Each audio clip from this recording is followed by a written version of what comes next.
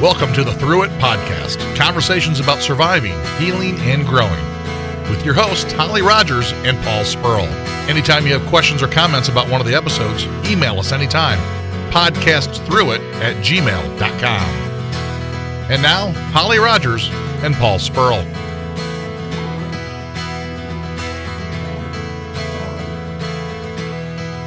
I think this is where we start recording. Is that where it is? We're here? All right. All right, ladies and gentlemen, good evening and welcome. Thanks very much for being here on the Through It Podcast. I'm Paul. That's Holly with our special guest, Erin King. We're here to talk about, Holly, what are we here to talk about today? Single ladies. Okay, so I'm going to go ahead and go now. You guys have a great show. No. This episode, will there be any male perspective? You, if you want to jump in. Oh, I understand. I just didn't know if I'm allowed to or not. Just two ladies or one guy. A lot of estrogen in the room. Right So, here, for sure. Just in case. There's a couple of moves you know how to do already. I So. gotcha. All right, all the normal stuff. Don't forget any questions about anything. Through it, podcast through it at gmail.com. Erin, hi. Hi. So you two go way back. We do. We do not go way back. So I'd love to know a little bit about you. What do you want to know? All right. First of all, since we're talking about single ladies, you are married and then single again. Is that correct? Correct. All right. How long have you been divorced? 2019. Okay, good. I thought you were going to say 20 years. I was like, wow, that's pretty good. So, I don't want to go. All right, so divorce, and there's two kids or teenagers, right? Yes. Okay, how old? 16 and almost 15. You thought about that for a minute. It's I okay. What, Choose a lot. I guess since we are getting into being single, and Holly's got a few questions, I guess give the quick version is give me a quick history. Why divorced? What happened? Oh, gosh. Well, what didn't happen? This is the question. I finally I was done. I was done for a while. We were married almost 17 years. Okay. And I got married pretty young. I was in my early 20s. I wouldn't recommend that. As did I. As did you, yeah. Yeah, there were a lot of red flags throughout before getting married and then shortly after. And you're young, you see red flags, you think, this is nothing. Yeah. We'll get married, we'll be all right. You know, which guys do that sometimes too. Yeah. All right. And so I guess I don't want to get too sad, but neglect, abuse, verbal, physical, ignoring. I mean, what would you think would have caused this marriage not to go? Not physical abuse. I would say it was more mental, emotional. Okay. So definitely neglect. Didn't have a good relationship with his family. I didn't. Mm-hmm. And there were plenty of times that he had the opportunity to stick up for me when his family was terrible, specifically his sister. She's like straight from hell. And we could have a whole segment on that. Sure. But he had all these opportunities and he never did. He never stood up for me. And I was just done. You know, you don't ever go into marriage thinking about divorce. Mm-hmm. Probably. Hopefully not. And when you have younger kids, because my kids were, I think, 8 and 10 at the time, it was tough. It was a tough decision because you don't want to put them through all of that. But I had felt probably for the last 5 or 6 years that how much longer am I going to have to do this? Yeah. So I just had enough. Okay. And I was done. And we have talked about this in the past, briefly and with episodes, that it takes that long sometimes. It really does, because a lot of people always think, I think it'll get better. Once we get over this little hump, it's going to be all right. Yeah, and I tried different things. So we moved away from his family. We moved to a great house, great school district, and I thought we're going to be this is new. Mm-hmm. And we just moved. He was still the same person. Okay. There was still no sticking up for me. And again, looking back, had I noticed the red flags and really thought this is going to This is not going to be what I think it's going to be. Because I think when we're younger, we have this picture in our head of what a marriage is supposed to be. And I didn't have a good, I didn't have the best example growing up. My parents were married. They were married until my dad passed away. But they weren't in a good marriage either. And so I didn't have, I guess I didn't know what to expect other than what you're hoping it's going to be. And it wasn't. Okay. And we have found that through our conversations, get it? Anyway, with our podcast here that, you're young and maybe you have rose-colored glasses, or maybe you think you can change, or maybe you think, we're just kids and we'll grow, whatever it might be. You end up finding out. So, okay, perfect. So you finally sat down with the kids. You finally sat down with him. We got to make a move. And this was 2019, you said? Yes. 2019. Okay, perfect. Right before the pandemic. So when everyone's supposed to stay away from each other, you're alone, but that might be a good or a bad thing. So 2019, I guess. What happened next? Where did you move out? Did you go to the parents? What did you end up doing? No, so I stayed. It was pretty quick. I mean, we did a dissolution. So dissolutions are a couple of months. We pretty much agreed to everything. Well, of course he agreed because I had to pay him out quite a bit of money. Okay. Still a little bitter on that. But we had agreed upon everything, and I just wanted it to be done. Hindsight, I shouldn't have agreed to everything because, again, I gave him a lot. And I, reduced the amount he was supposed to pay for child support. And I mean, I did a lot of things, but I just really wanted him out. So, I was able to keep the house. So I was happy for that. Okay. And I'm not even getting through what we're supposed to be talking about today, but I kind of want to lay the foundation down because it's going to, how you're going to see your future dating and all that stuff. It helps me understand too. Were you, come 2019, you said you just wanted to be done. Could you, were you still, how do I say, were you still in love? Do you think? Hey, no. Maybe. Okay, so you were done. You knew. No, that's okay. That's what I want to know. Because a lot of people go back with a retap so many times, so they never quite get divorced. Well, I did. Okay, all right. So whether you, I was waiting for that. Okay, so it wasn't that you. Okay. We threw him. By the way, no, you did. But I don't know her as well as you do, so I don't know how I'm going to ask this. But when you did that, you were trying to rekindle the relationship, or you just wanted something comfortable and familiar? No. So we were apart for about a year and a half. I had dated somebody in that time. Thought this person was everything. Yeah. And he turned out to be trash. And a little bit mental. I can't do mental health. I understand, yeah. So I exited that, and I jumped in too fast. That was something I would not recommend. I jumped into the next thing way too fast. And I was getting rid of the next thing. And now we are well into COVID. We're summer of 2020. So we've been apart about a year and a half. And he's turned into this entirely different person. Short term turned into? Oh, short term. Okay. Quite short term. I got my hands slapped. I didn't know it was short term. Sure. I was thinking, oh my gosh, he has taken all of these steps to be this person that I wanted him to be for 20 years. Because we were married 17, but we were together over 20 years. So, I mean, he's working out, he's getting healthy, he's looking better,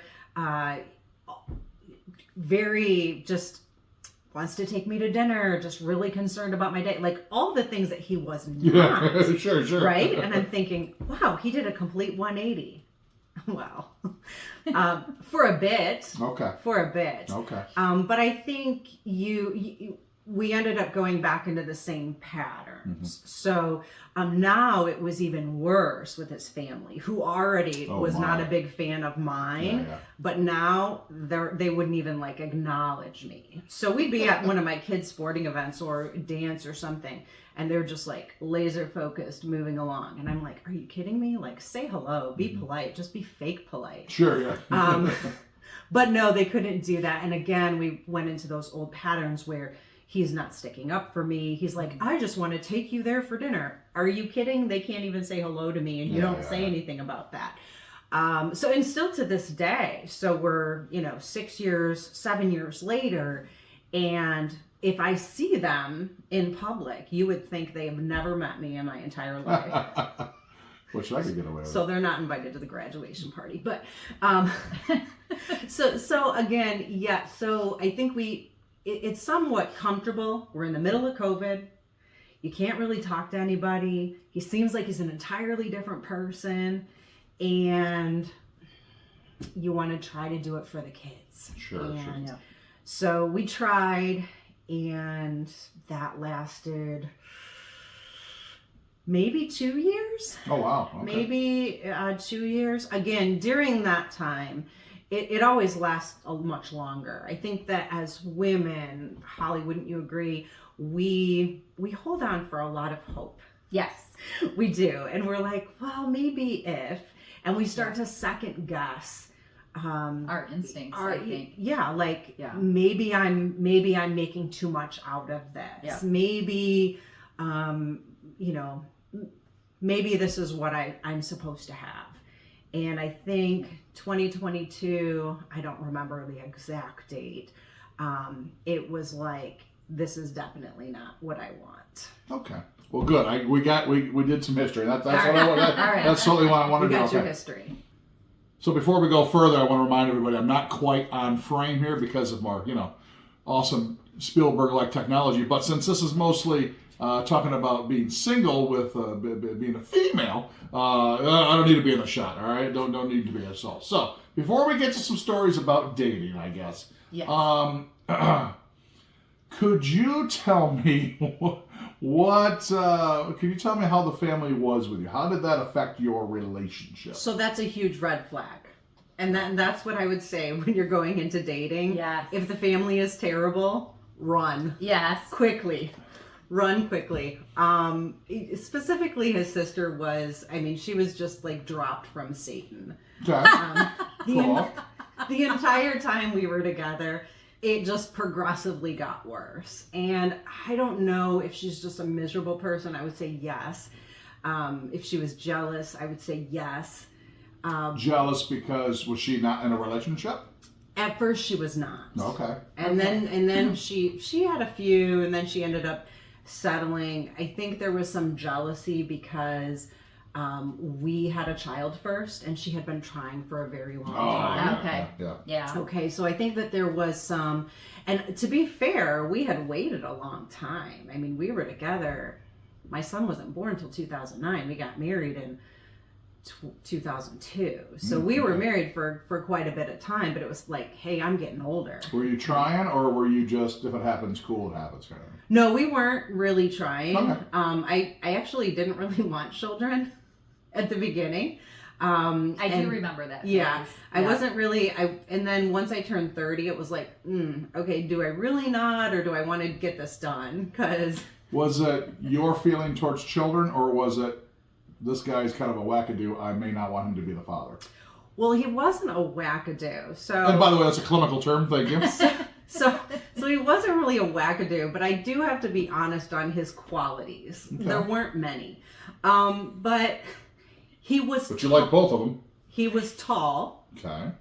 And he was good looking. He was tall, and he had nice eyes, and he was quiet. That's it. He was not brilliant. So you wanted a tall, good-looking guy you can look at as long as he doesn't talk much. Yes. All right, perfect. That's the takers. And so truthfully, so when I was thinking about it, it was like, man, what if these kids are, have his intelligence? That would be bad. So okay. So maybe not have kids, because what if they're dumb? Sure. Yeah. I understand. Yeah. So was he employed? Did he have a job?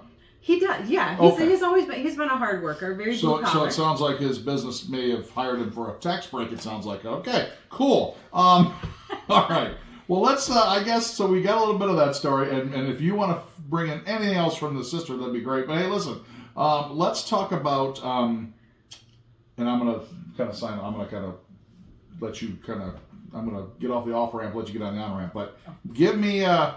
once you got through that rebound that maybe came too quick, and I'm talking about the relationship, once you got this, maybe I came in this too quick, maybe it was a little bit of a mess, when you started dating, any interesting fun stories from that? Anything that maybe you found that, I don't know, is that's funny, and or did you learn from? Well, I learned not when you leave your ex, you don't go back to your ex. Okay, sure. So that was a hard learn to have. I think I'm still learning. Would you say you're still learning, Holly, at this point? Yes, because this is how I feel. I married my high school sweetheart, and we were together for 23 years. So I didn't date a lot. Right. So I feel like a high school kid trying to kind of figure it out. Yeah. And there's been a lot of hard lessons, because I'm thinking by the time we're mid to late 40s, 50s, people are mature. The dating pool is full of piss. And they don't. I was naive in thinking people wouldn't lie to me or mislead me. Yes. Because it's like, at this point, like, why do that? But that still happens at this age. So I still have a lot of learning to do. Yeah, I don't think I have any really fun stories in the last couple of years. I have, with social media, I've got to block a lot of people. Okay. So, what's your age range? Do you date them? In their 30s? I wouldn't be opposed to 30s, but Okay. I'm more like 96, no dependents, and full of cash. Oh, all right, Anna Nicole, that's perfect. Now, Yeah. I guess, are you currently in any sort of relationship? No. Okay, cool. All right. So you're out there, you're being able to block people, which is awesome. What's a surprise that maybe people who are going to become single that they need to know?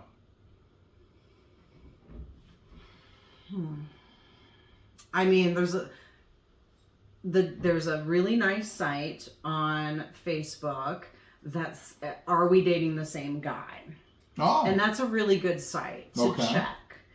I also think that you should do a background check every time, because in my experience with the gentleman that I briefly dated in between, had I known about his back history, never would we have gotten together. And police reports show a lot of things. Can you get a police report on people? I don't know. Is that a thing? You can find a lot of stuff just by going through county records. Oh. There's a lot of stuff that is public. And then, you want to make friends with the police, and then they'll help you as well. Good advice. Yeah. But do some checking. And if somebody tells you, oh, my ex-girlfriends were crazy, that's a red flag. And let me meet them. Yeah, and let's have a conversation. Now, not totally impossible, but not always the be-all, end-all. Not always the exact excuse. There could be some crazies, because, guys There could be. But all of them? all of them? That's the key. All of them? All of them. So interesting, when I got rid of the guy before, the last guy, I had reached out to his ex. Oh. Because there was just a lot of really weird red flags that were happening. And I was like, hey, can we have a conversation? And she was like, oh, yes, absolutely. Oh. And so she actually helped me get rid of him. Oh, okay. And had I not talked with her, I could have made a very fatal error. No kidding. Not death, but... No. I was assuming it wasn't a Sopranos thing. I was just assuming that it was I was assuming that you were to break up in a way where it's... it could cost me. It could cost me. I'm afraid of hearing a story. He kept showing up in the back, the back window, and he was looking through. One of those always stalkers. No, he wasn't a stalker. I mean, and that was a positive. So I really haven't had a stalker. I don't think. I mean, I've had a couple that failed to go away. but not knocking on my windows. Okay, weird. all right, okay, cool. That's good. That's promising. That's promising. Have you done the dating apps? No, I am. So right now with my kids being in their terrible teen years, I am really focused on them finishing their high school. And so I got a couple years, and then I want to get back into it. Okay. But right now, I just don't. I guess if that mystery 96-year-old with no dependents comes along and is like, "Here's a pile of money," we could maybe make things work. But I'm not. I could. I'm not. And at this point, could be a female. I don't even care. Right? I'm not even going to be that picky. But I'm just really trying to focus on my work and taking care of me, taking care of the kids. I don't want to bring somebody into their life at this point until I get that wholeheartedly. Yeah. That's what I'm kind of at that point, just trying to get my daughter through college, get her off and adulting, and then at that point I can kind of focus on me and what my next goals are in life. Yeah. So, I have a timeline, not quite. I'd like just to get him out of high school. About 3 years. And then I'm like, maybe I won't be too washed up. Yeah. And, but, he doesn't have to see at 96. So I have a theory with the whole visual thing. The reason we need bifocals or we can't see is because as we get old, typically, the wrinkles and things come. So if we can't see our significant other close up, it's a good thing because you'll still be attracted to them. Oh, that's my. Well, you got a good imagination, right? Yeah. Yeah. Everybody looks the same in the dark. Yeah, for sure. That's true. Oh my gosh, you're making me laugh. Because in the dark, you can't tell that certain, outfits, like the stretch pants, and everybody should wear it. Not everybody should wear those at all. Not everybody. Everybody looks like George Clooney in the dark. Yeah, for sure. Whoever. Oh, okay. See, he's an older guy he's not even, he's a bit older, but we could make that work. He's handsome. Oh, yeah. Handsome. Money. Yeah. Yeah, they're both handsome and money.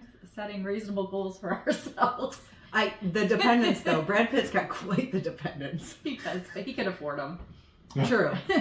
True. Yeah. So, with being single, what do you think people misunderstand as being a single female? I think people think that we're just automatically unhappy. Yes. And I'm not unhappy. Yes. I'm way happier being single than I was married. Yes. I don't have to answer to anybody. Yeah. I don't have to make you dinner. I can do what I want. Yes. So I think that that's a misconception that people are like, oh, you're just going to be lonely. I don't need to have to have a man to be lonely, to not be lonely. I can have friends. I can have interests. I have hobbies. I have 2 high school kids. I have, right. And I'm not lonely. I am busy. I'm running around everywhere. I'm really focusing my life on them right now. So I think that that's a huge misconception that we're single because there's something wrong. And I don't think that that's it. I think for me personally, I think that's true too. It's not that there's something wrong. I think that my standards are also higher. Yes. So if you're not that 96-year-old with that big bank account and no dependents, you really got to show up with a list of this. Like, I will not settle again. Yes. I have learned that. That's kind of where I'm at. And if you don't bring peace with you, right. I need to have peace. Everybody has their things, but myself included. But if you're going to bring your chaos, your stress, your drama, I don't want it. I'm content. I have a lot of friends. I'm busy. I don't need the extra stress. I've had enough in my life. Right. And I just want joy, happiness and peace. And so far, that's been a challenge. It has because, trying to find at this stage, we're middle-aged. What? We are. We're middle-aged. So it's like, I need to have somebody that I don't want to chop their head off. Like that's a goal. Like I don't want to, and I don't want to punch you in the face. Not that I'm a violent person, could be, but I need to not want to punch you in the face. If I want to punch you in the face when you speak, can't do this. Yes. I want to have some of the same interests. We don't have to have all the same interests, but I want to have some of the same interests. I can't pretend to like car racing. I can't pretend to think that golf is fun. It's not. I can't pretend to care about a lot of sports stuff. It's just not my interest. Right. But if you like it, cool. But let's see that you can do some things that I like too. And then you're not going to be mad that I'm doing them. Right. Because I think remember when we were dancing and our previous bosses, oh, you're spending all this time away. You're spending this money. You're spending this time away. I don't want to hear that.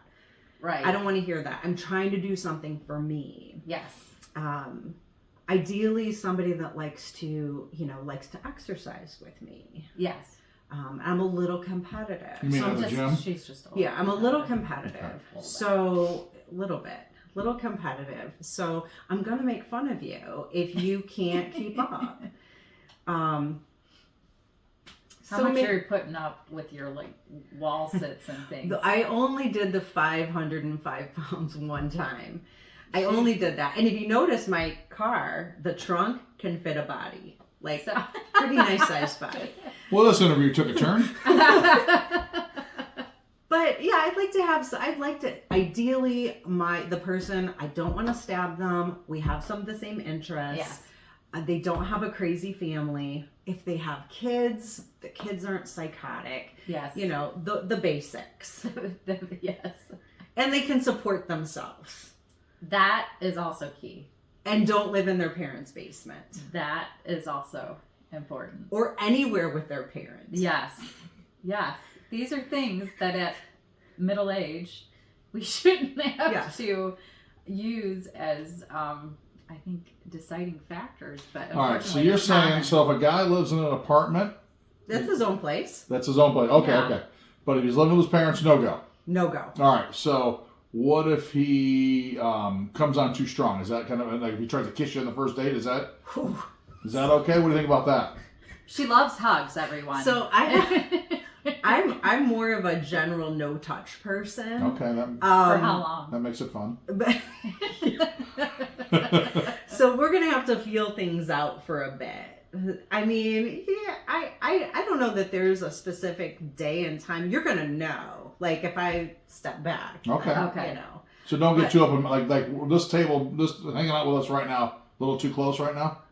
I prefer to be at least an arm's length. Okay, perfect. That's all right. Well, you can cuddle with her because you guys go way back. But all right, so that's a no-go. How about crying after sex? If he starts crying right afterwards, is that a good or a bad thing? That's weird. Okay, that's weird. All right, just want to see where your boundaries were, that sort of thing. Yeah, that's weird. All right, guys, let's take a quick break. We're going to come back with part 2, so make sure you subscribe to the Through It podcast. We have a couple more questions. We want to close it out with Erin here in our next episode or our next part 2 episode. So we'll be back with the Through It podcast in just a few. Check us out on the next one.